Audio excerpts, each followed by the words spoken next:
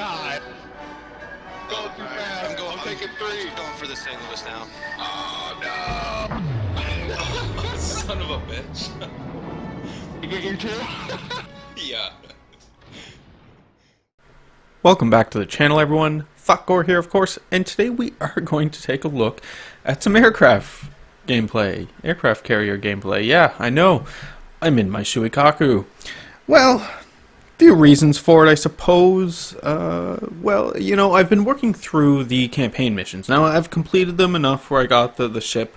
I thought we had a time frame on that stuff, so I, got that ship as soon as I possibly could and grinded what I need to do out very quickly. Now I've just been plugging away at the other stuff that needs to be done, just trying to complete, everything just to say that I did, but doing it at a leisurely pace. Anyway, as you know, some of those require aircraft carrier, and I don't really play aircraft carriers. I mean, I play when I have to.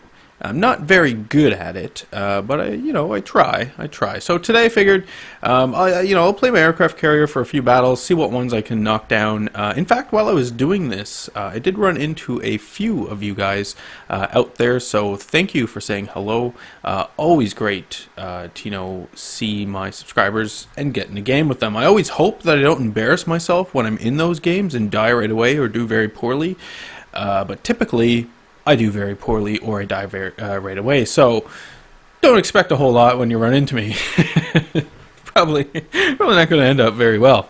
Anyway, we're on neighbors, and you can see that, I kind of started in the back there. It's a pretty good starting position, but I decided that I'm going to position myself between those two islands there, and we can see my carrier moving towards there. Now, more importantly, the loadout on the Shokaku. Now, with my Shokaku, I run a strike loadout. I do not like the air superiority loadout. I just don't find that I'm effective with it at all, and it's mainly because I'm not good at strafing with my aircraft, my fighter plane, so not very good. So my general strategy, first thing I do with my aircraft carrier, is I wait for my torpedo bombers to be ready, and then I send out my torpedo bombers first. Or not my torpedo bombers, sorry, my dive bombers. I send out my dive bombers first. Now they will be the second aircraft on the Shokaku with this loadout to be ready to go. It will be your torpedo bombers first, but hold those back.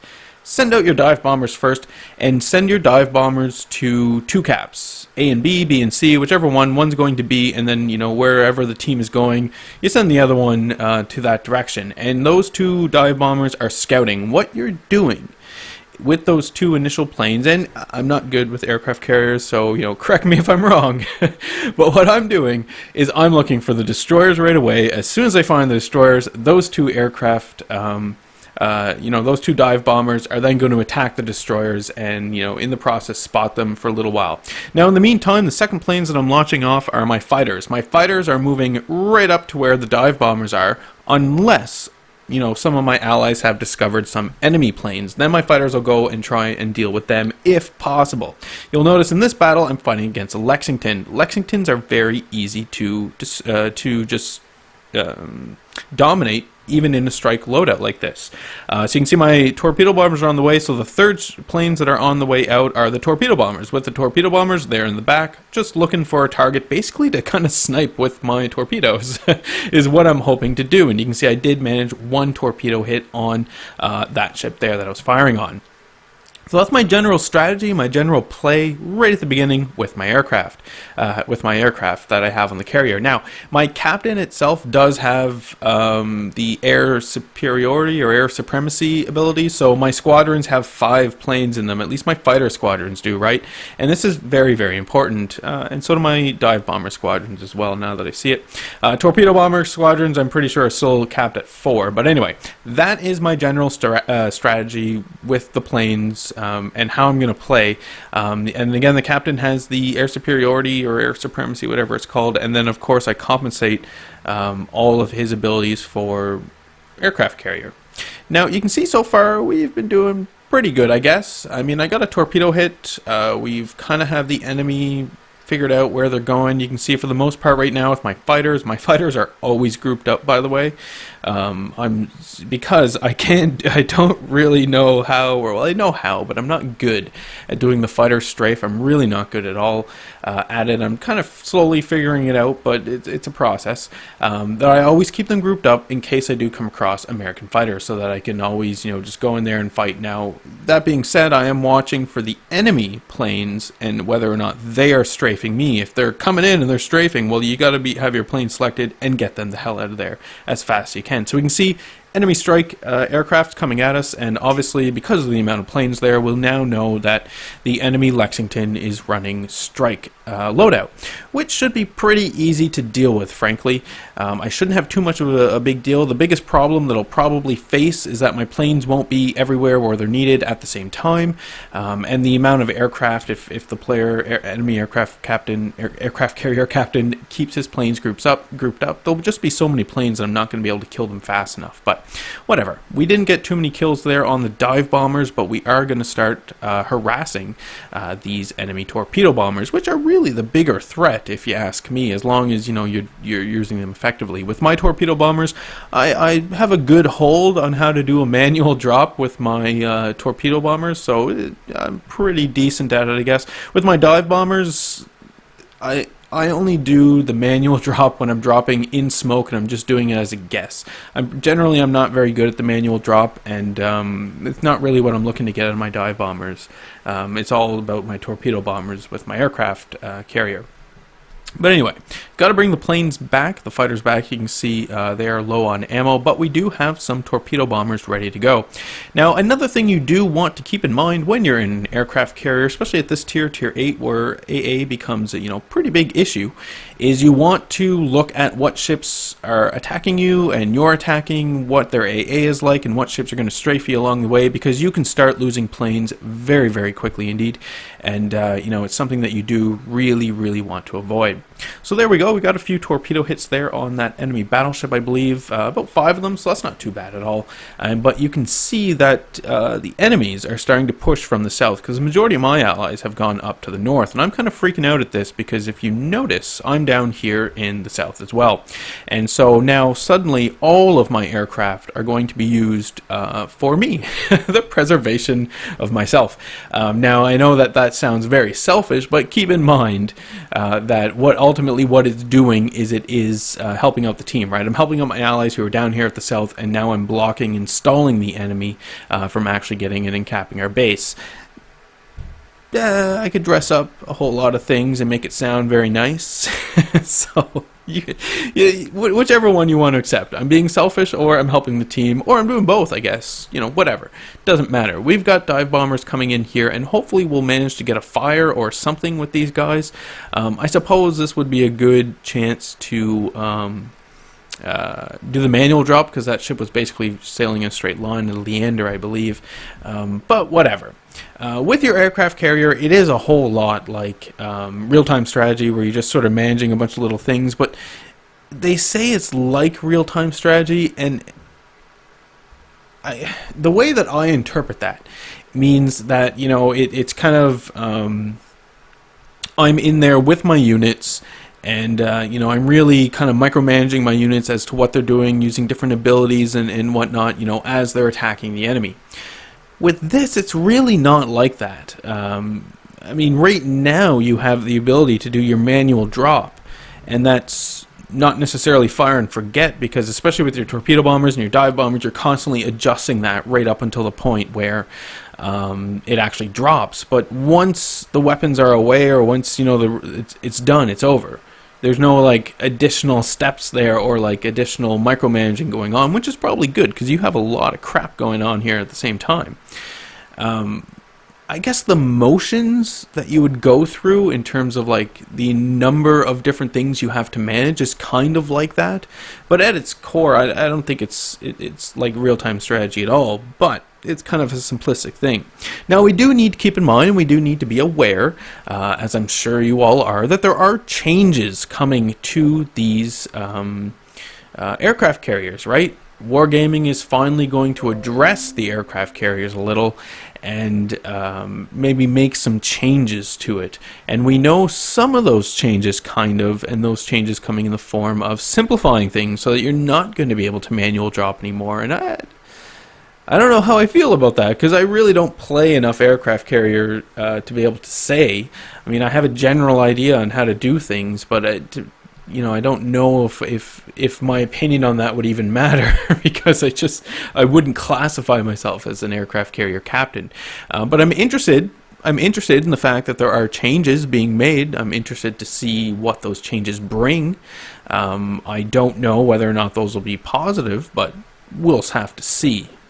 So you can see there how my torpedo bomber just got raped by that Cleveland, and all for naught, right? And again, brings it back to speaking about being aware of what targets are around you and what you're attacking, because you have to be aware of the AA when you play an aircraft carrier, because you can quickly lose all of your planes very, very suddenly. Smoke is incredibly dangerous for aircraft carriers. Just very, very dangerous. If you have like a Kutuzov, for example, in a cloud of smoke, and you fly your planes over that smoke, and you'll never see the Kutuzov. You have no idea the Kutuzov's there. All you see is a white puff of smoke.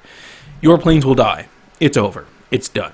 And I mean, that's the same for a lot of ships at Tier 8 with that Tier 8 AA. I mean, remember, they did make some buffs to AA on some ships, and it made aircraft carrier lives a whole lot more difficult. Not that it's any more, or not that it wasn't difficult before.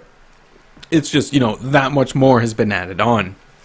And you might notice here as well that what I've been doing with some of my planes is I've been sending, as they become ready to use, I send them off in a general direction, or I send them off to auto attack a target, and once they get near, I then go ahead and do the manual drop, especially with my torpedo bombers. And I have found this to be fairly effective, because it allows me and affords me a bit of time, and also to make some mistakes, right? Like, I kind of got sidetracked with that first group of torpedo bombers coming in there, but because I had the second group on auto drop, I didn't really lose any time, and I got lucky with a torpedo hit or two, and those guys were able to drop and get out of there, right? Whereas if I had just clicked them into a general direction, they would have gotten there, flown around like idiots for a while they're just getting shot out of the sky by the enemy ships around them. So I mean, again, there's probably differing opinions on it, and I'm sure that once you get really good at all this micromanagement, that maybe it becomes a whole lot easier to do. But where I'm at,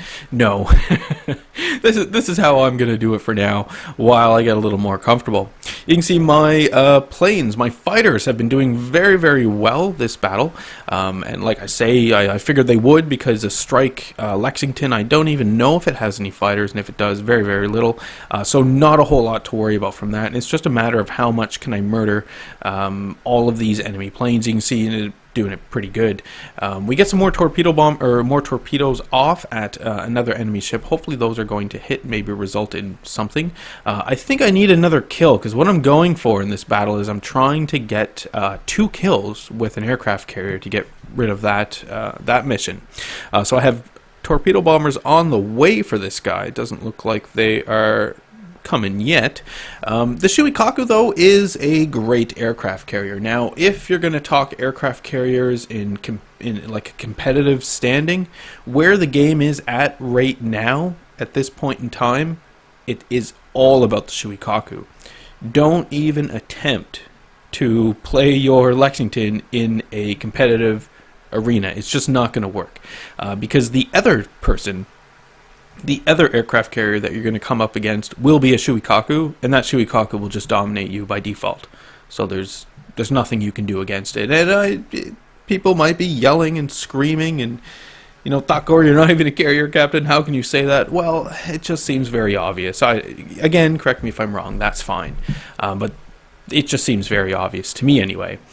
So the Lexington has a bit to go, but the Shokaku is definitely a great aircraft carrier. I do enjoy her. I mean, I grinded my way up through the Japanese carriers, and I stopped at 8. I mean, it's good for an aircraft carrier, I suppose. What I enjoy the most, actually, is not even anything about the game or the ship performance within the game. It's the history behind the Shokaku, right? Because the Shokaku was one of the ships that was destroyed, or at least, yeah, was destroyed during Midway, I believe.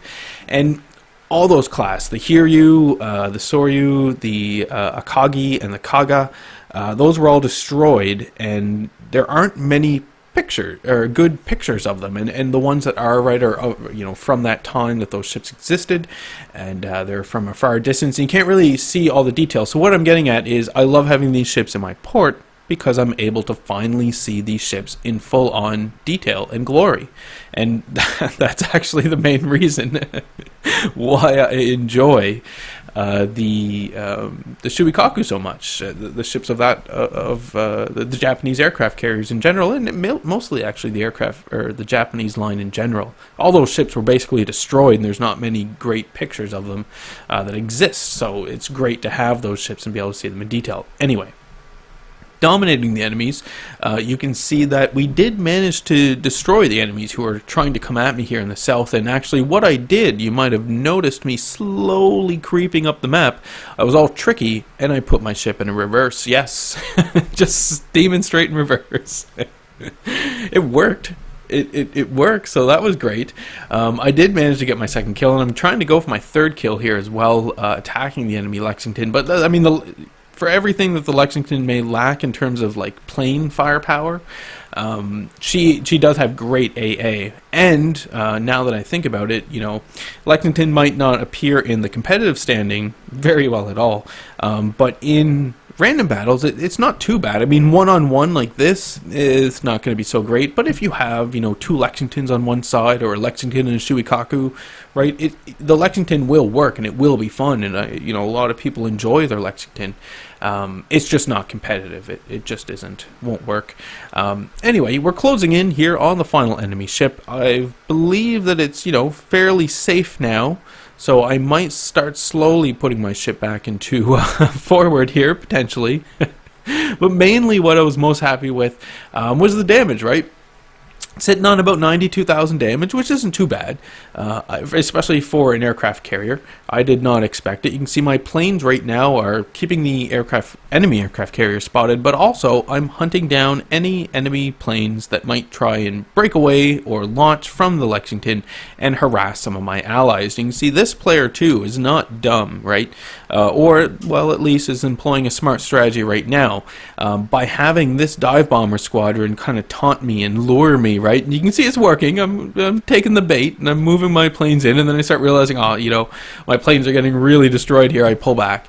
And that is something, too, that you definitely do want to employ. There is a bit of strategy within the movements of your planes themselves, and maybe that's where the whole real-time strategy element comes into play. I still don't see it, but maybe. But yeah, there is definitely that sort of game going on as well with your planes, right? You do need to be aware really of what's going on, and the aircraft carrier offers this in spades, but it also means that there is a whole lot going on that you need to pay attention to. So you're like, you know, you do have this overhead view where you do get a better glimpse of what's going on, like kind of a snapshot in a 4-grid area of the map, but you need to also be glued to the mini-map to see what's going on there, because your planes can react fairly quickly. So battle is over, victory is ours, and final results are on their way. So it wasn't too bad. I was fairly happy. Like I say, though, you know, I'm trying to finish these missions, and I finished 2 of them, so that was great. 185,000 credits earned, 98,000 damage dealt, 1,900 experience. It wasn't great, and this is another thing as well. It was a pretty decent game in the aircraft carrier, but because I didn't dish out, you know, a whole lot of damage, and I wasn't involved in any capping, I didn't actually end up with a whole lot. And maybe too, that's my fault, right? Because maybe my playstyle in the carrier isn't right. Maybe my carrier should have been a whole lot closer to the front line. I don't know. My skill level with the carrier definitely isn't at that point, but another argument there anyway. So when all said and done, 47,000 credits earned. It is expensive to run these carriers, friends. Very, very expensive. Anyway, I do hope you enjoyed the video. Remember to hit the old like button if you did like today's video. Do hit subscribe if you are not a subscriber. Leave any comments that you might have for me as well. Love reading those, responding back. And of course, I do hope you enjoy the rest of your day.